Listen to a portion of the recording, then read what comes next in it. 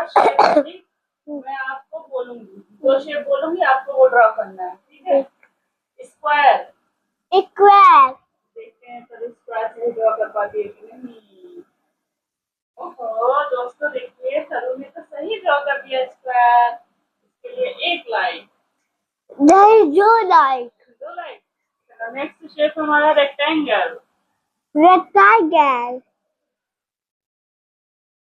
अरे वाह, रेक्टेंगल में बहुत अच्छा ड्रॉ कर लिया। लेकिन इसके अंदर भी कुछ बना सकता है।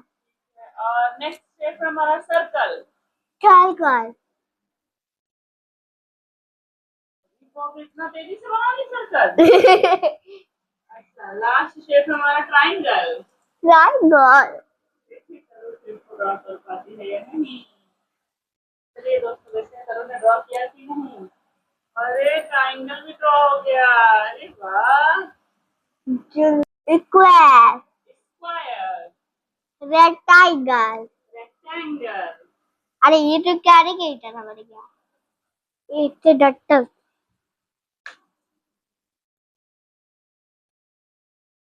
इथे डॉक्टर ले इथे ऊपर वाला नहीं था, ऊपर वाला नहीं दे दो। Rectangle. Rectangle. Circle. Circle. Triangle. Triangle.